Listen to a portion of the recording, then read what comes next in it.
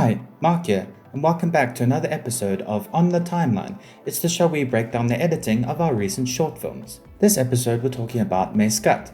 It's our short film that recently won 4th place in the CakeNet Digital Short Film Competition. And if you haven't seen it yet, you should probably go check it out, because it's going to be pretty big spoilers ahead, because we're going to be breaking it down. So yeah. Let's get on the timeline.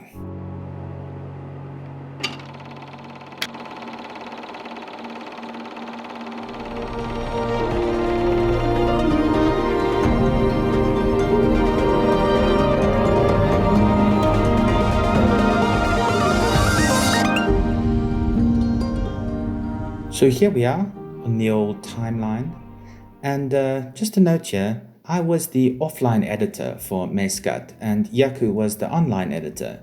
That means that I did the rough cut of it, shaping the story, and then he went in and did the online, and what that means is that he tweaked and perfected things and did things like the graphics. Also a note here is that we made Skat during lockdown. That was one of the criteria of the competition, and criteria of the country during these hard times. And that means that me and Yaku couldn't exactly make the film in close proximity, and he was staying in Bloemfontein and I'm here in Joburg. So what we did is we used something called proxies. And what's really cool about Premiere Pro and proxies is that Premiere can just do it automatically, and then with a click of a button you can switch between your proxies and your high res footage, which is just amazing. But anyway, enough about that.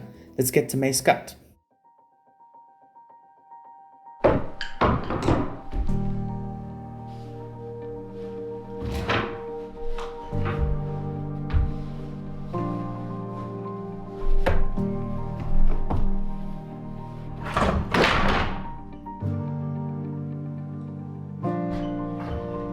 So what's happening here is that we're obviously starting from a wide, and then we're going in to a closer-up shot, bit of a medium.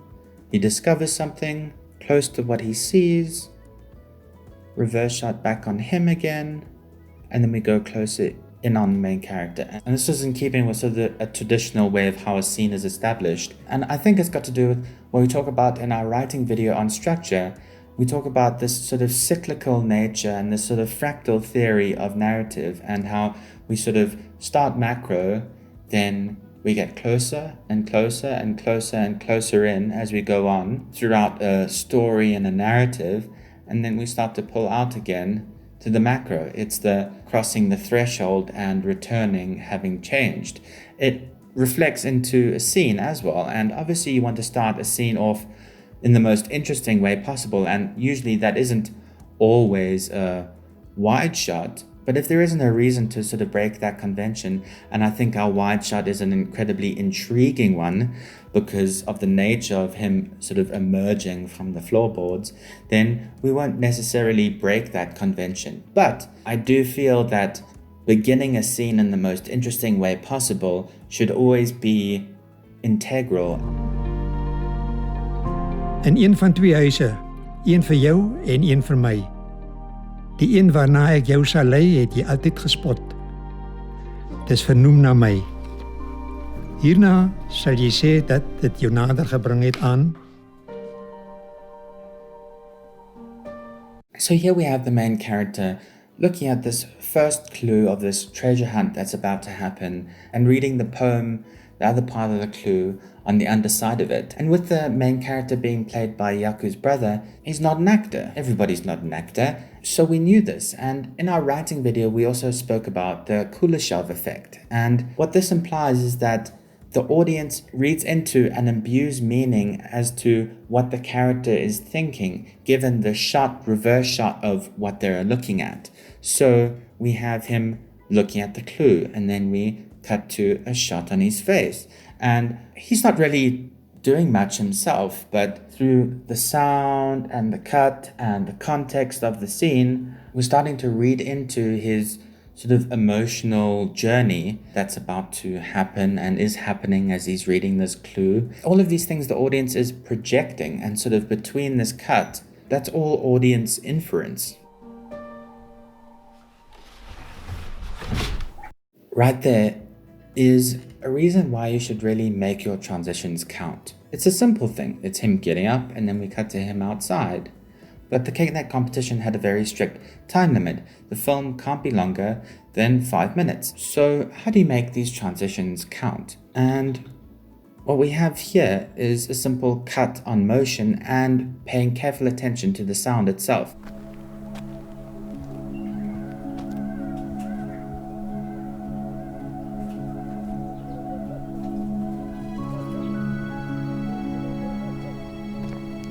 And here in our writing video, we also spoke about location. And these two places, the side of the house here and the two Wendy houses or tool sheds, are in completely different places. But because we have the character looking up at them and then we cut to what he's looking at, we're none the wiser. We haven't established the geography that these two places are in completely different areas. So between that cut, we're making that connection, which enables us to do this. And now the clue is linking up visually with Wendy being the Wendy house, one of two houses, one's named after me, especially Wendy house. And now I'm just explaining obvious things, but yeah, anyway, think about that, especially when you're shooting in your own house. Look at the spaces in your house differently. The audience doesn't know that that corridor leads to that corridor, so it can lead somewhere else. And then you've got an interesting part of sort of visual storytelling.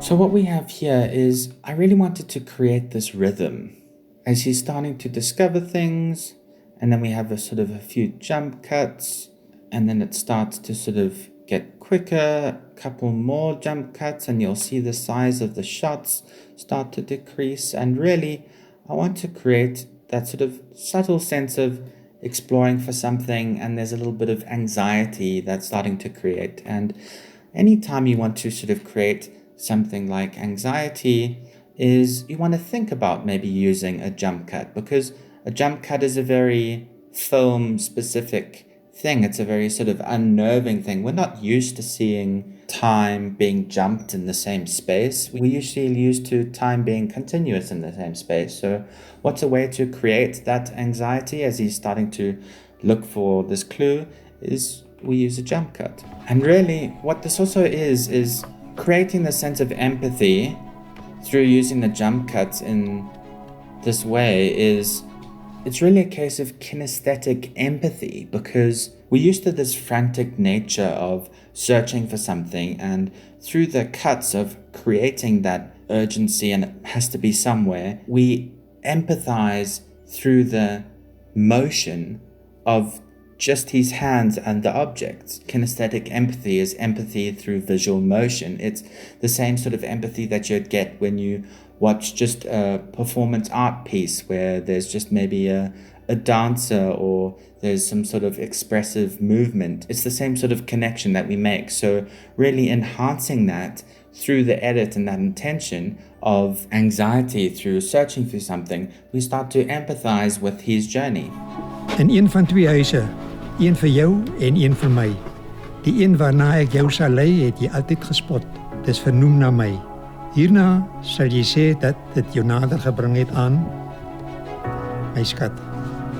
So what we have here is, before this, we've got all of these sort of close-ups. We don't really see the wider context of the space. But then, when he finds it, we open up. This is the second clue. I really like that he's got the map of South Africa and the compass there. Just those little sort of little unintended things are just brilliant. I love it when that happens. We sort of open up more as he's found it, and then we cut to what he's looking at, cut to his expression as he smiles, he's found it.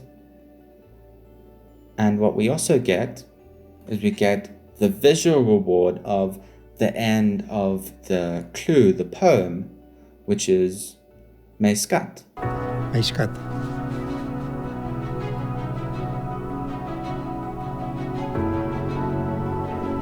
And here with the shape of the tile is we're looking for a very visual way to connect something in the geography of the space with something in the clue. So we replicated that on the underside of the photo, and then when we cut here, we've connected the two.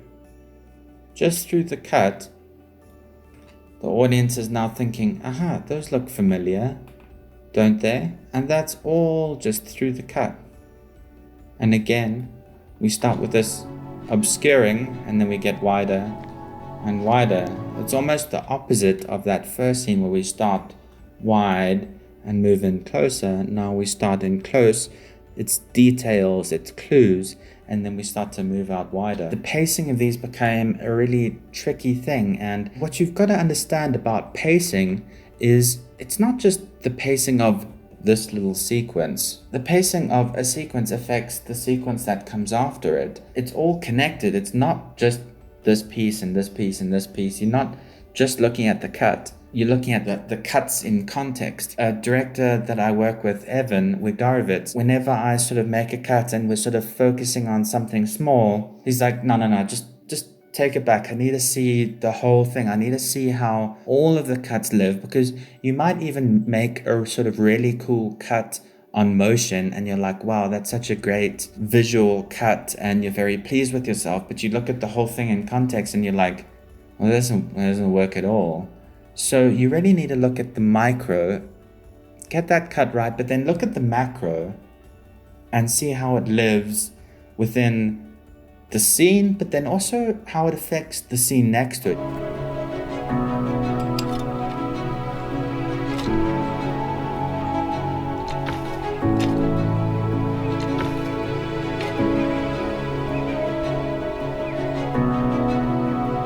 So when he discovers the spade here and begins to dig, so I'm cutting to his eyes here, and that tilt up is brilliant because we go from his hand movement, similar to the end of the first scene with the jacket. It's that cutting on motion. So we cut from his arm to the tilt up, and then we start to move the direction to the left here. It's those subtle things. It's that, where's the eye leading? We're going to follow the face, and then we're going to follow the movement. Pay attention to that sort of line of action of where attention moves between cuts.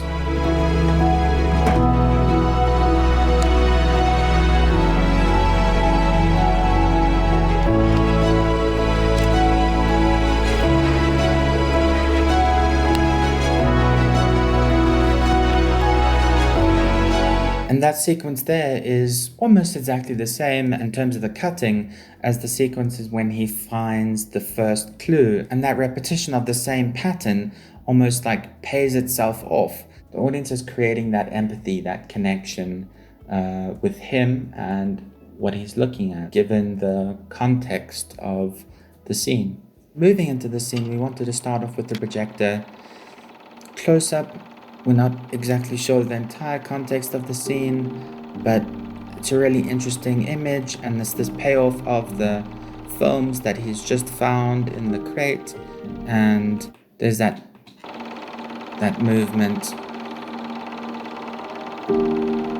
and then even closer in we're drawing in, we look at what he's seeing, then we cut into the actual image itself. And what we're doing is we're starting to set up a pattern for what's going to be coming later, which is the montage of everything. And then we go with that musical cue, there's that final payoff of grandfather, grandson, grandmother. We've got that full connection, everything has come together, and now we're going to delve into the memories, and they're going to sort of start colliding over one another and looking back and creating this narrative of the history of his family. Again, listen to those musical cues.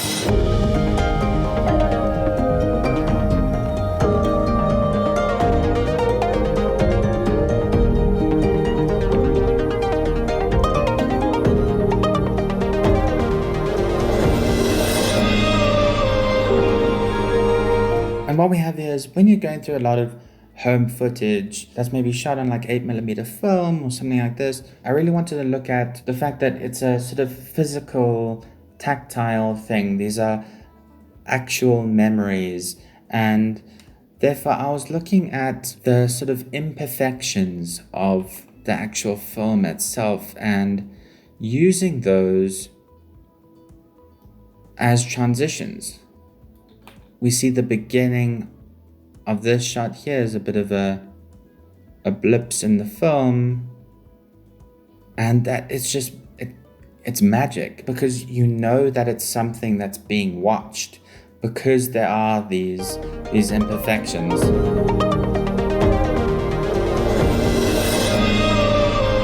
There's that thing with the music and the motion, everything's coming together, it's overlapping.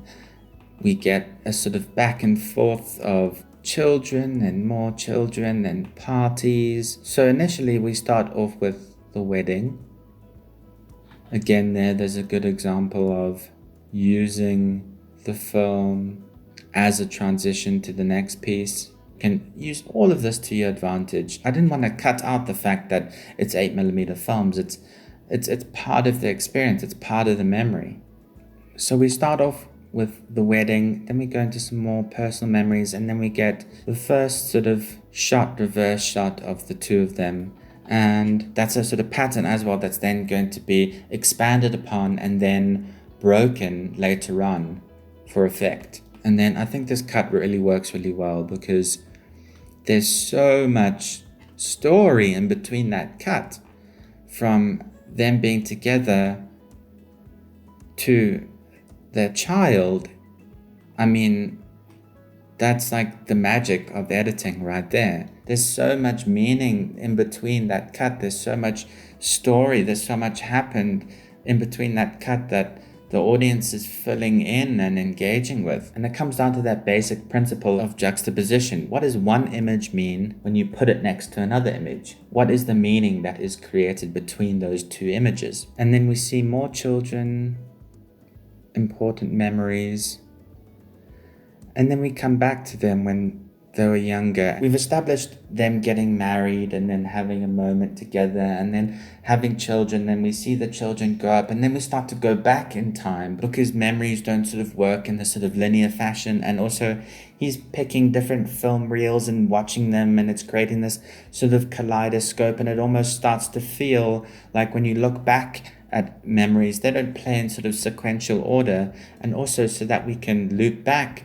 to the wedding itself, and then more children, and then back to the birthday that we saw at the beginning when we started setting up this pattern, so that we can come back to another shot, reverse shot, and that's it. That's who she is. That's my Skat. It's my treasure. And that's it for this episode of On the Timeline. I hope you enjoyed it. If you did, maybe consider giving us a like. And also, leave any comments or questions for us down below. We try and respond to all of them. And also, maybe consider subscribing to the channel. We put out new videos every Tuesday and Friday with a new short film on the first Friday of every month. And so, until next time, stay inside and make your movie.